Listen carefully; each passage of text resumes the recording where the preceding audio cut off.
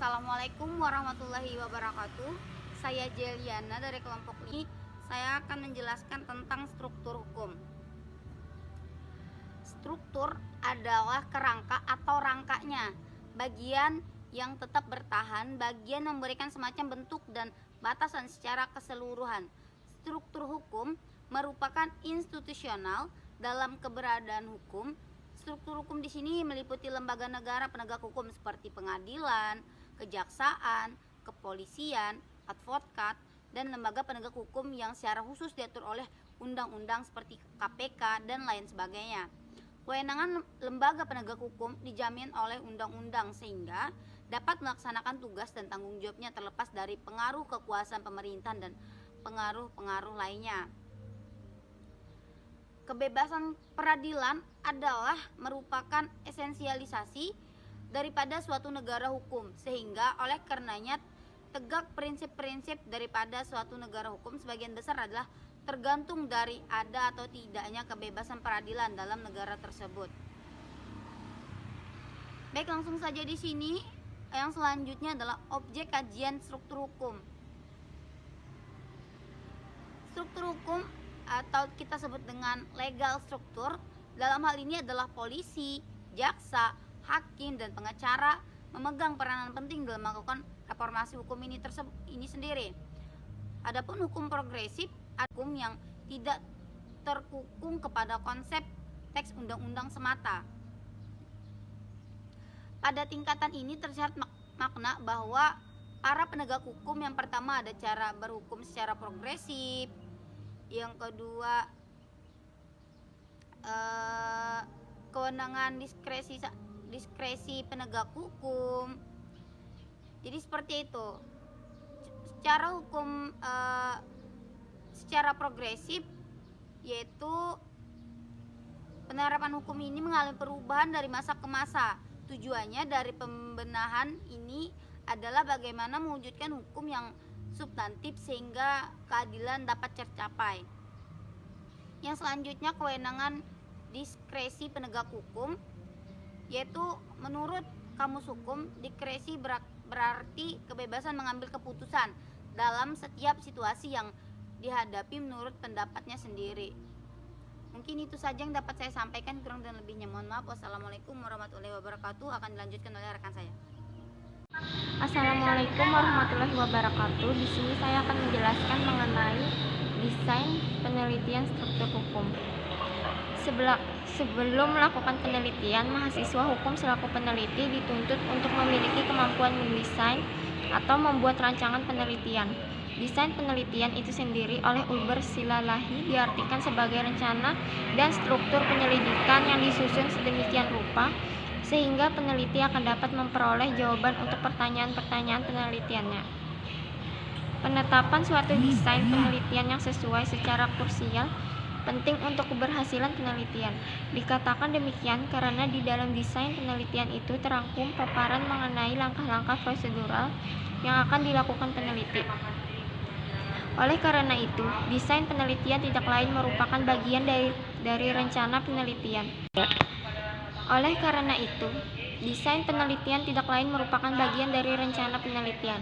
Desain penelitian dibuat agar memungkinkan peneliti mampu menjawab pertanyaan penelitian dengan valid, objektif, tepat, dan hemat.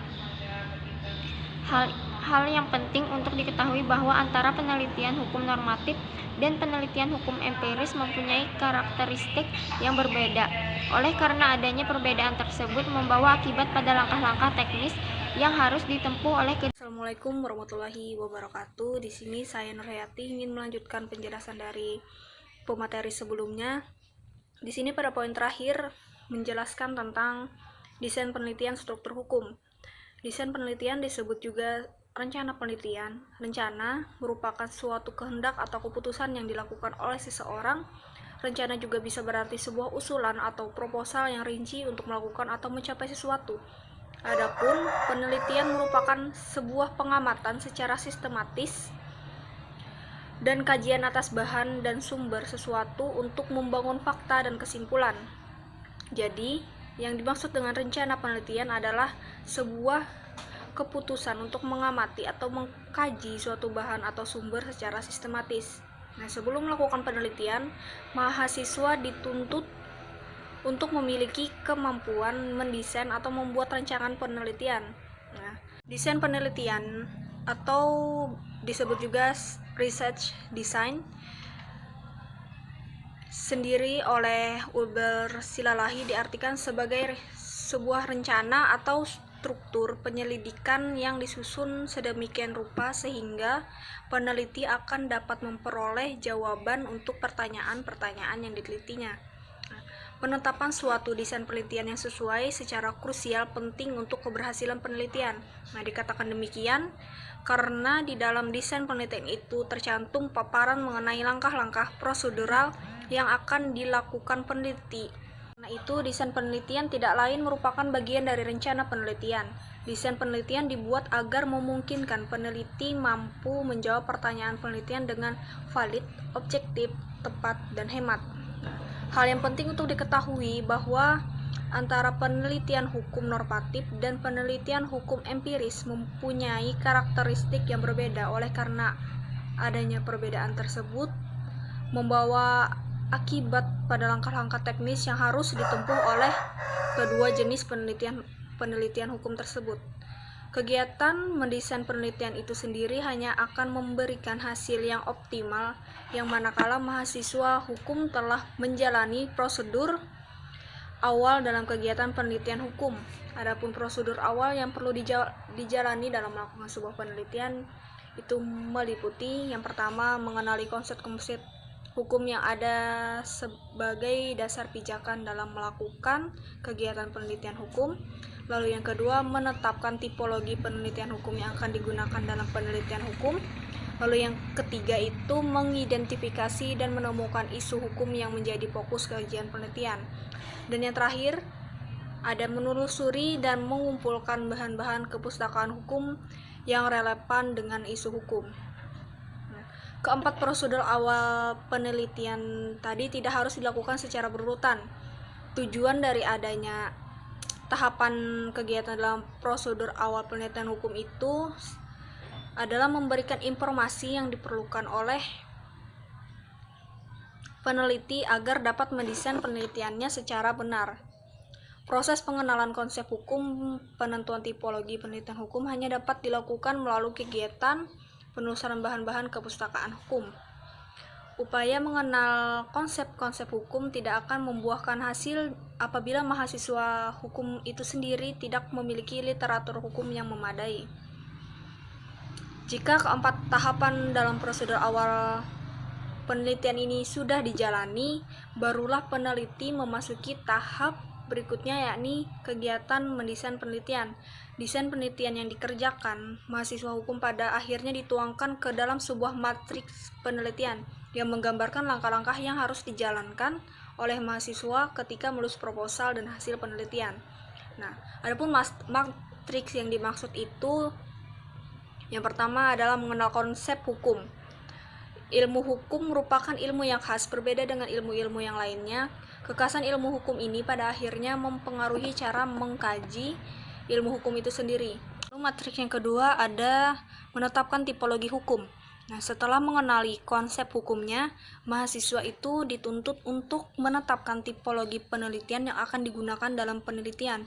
Bagaimanapun tipologi penelitian ini sangat dipengaruhi oleh konsep hukumnya.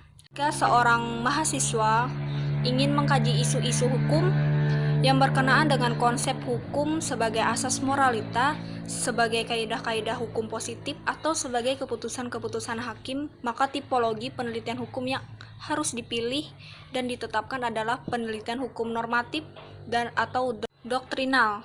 Sementara apabila seorang mahasiswa hendak mengkaji isu-isu hukum yang berkenaan dengan konsep hukum sebagai institusi sosial yang real dan fungsional di dalam kehidupan bermasyarakat, atau sebagai makna-makna simbolik yang termanifestasikan dalam dan dari tindakan dan perilaku sosial masyarakat, maka tipologi penelitian hukum yang dipilih adalah penelitian hukum empiris atau non-doktrinal. Yang ketiga yaitu mengidentifikasi dan menimbulkan isu-isu hukum.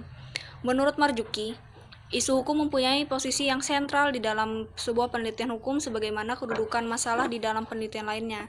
Karena isu hukum itulah yang dipecahkan di dalam penelitian hukum sebagaimana permasalahan yang harus dijawab di dalam penelitian bukan hukum. Nah, masih menurut Marzuki, isu hukum timbul karena adanya dua proposisi hukum yang saling berhubungan satu terhadap yang lainnya. Oleh karena itu, menduduki posisi yang sentral salah dalam mengidentifikasi isu hukum akan berakhir salah dalam mencari jawaban atas isu tersebut. Dan selanjutnya salah pula dalam melahirkan suatu argumentasi yang diharapkan dapat memecahkan isu tersebut. Nah, karena terdiri dari dua proposisi hukum, maka di dalam isu hukum selaku memperlihatkan adanya pertentangan antara dasolen yang atau seharusnya atau dasen yang senyatanya. Jadi dasar penelitian hukum dilakukan. Dengan demikian, isu hukum menjadi dasar utama apakah suatu penelitian hukum itu layak atau tidak dilakukan. Lalu matriks yang terakhir yaitu mendesain penelitian hukum. Penyusunan desain penelitian atau research design merupakan tahap awal yang sangat penting dalam penelitian. Ini adalah tahap perencanaan penelitian yang disusun secara logis dan mampu memvisualisasikan rencana dan proses penelitian secara praktis. Bahkan hampir sebagian besar penggiat penelitian mengungkapkan bahwa keberhasilan sebuah penelitian ditentukan oleh kepandaian peneliti mengkomunikasikan proses atau tahap-tahap penelitian yang akan dilakukannya. Dengan demikian, mendesain penelitian merupakan kegiatan yang berkenaan dengan perencanaan mengenai cara melaksanakan penelitian dengan maksud untuk memberikan pedoman pelaksanaan penelitian dan menentukan batas-batas penelitian. Untuk sampai pada desain penelitian yang baik, sebaiknya penelitian yang akan difokuskan peneliti adalah penelitian yang diminati atau disukai dan dikuasai isunya dengan baik. Lebih dari itu, dibutuhkan adanya keseriusan untuk mengerjakannya. Bagi mahasiswa yang sedang menyusun skripsi, tesis, maupun disertasi, menyusun desain penelitian merupakan kegiatan yang wajib dilakukan. Bahkan sebelum mahasiswa melakukan penelitian atau mengumpulkan data, mereka itu diwajibkan melakukan untuk mendiskusikan desain penelitiannya dengan dosen pengampu mata kuliah metode penelitian hukum atau dengan dosen pembimbing akademiknya. Dalam penelitian hukum, kegiatan mendesain penelitian dilakukan mahasiswa hukum dengan cara melalui tahapan-tahapan, yaitu merumuskan judul penelitian, yang kedua merumuskan masalah-masalah penelitian, lalu yang ketiga menetapkan tujuan dan manfaat penelitian, lalu yang keempat menentukan objek penelitian, lalu yang kelima memilih pendekatan penelitian, lalu yang keenam menentukan teori-teori hukum yang tersusun sebagai suatu kerangka teori, lalu yang terakhir menentukan metode penelitian yang akan digunakan. Mungkin itu saja yang dapat kami sampaikan. Kurang lebihnya kami mohon maaf. Wabillahi taufiq wal hidayah. Wassalamualaikum warahmatullahi wabarakatuh.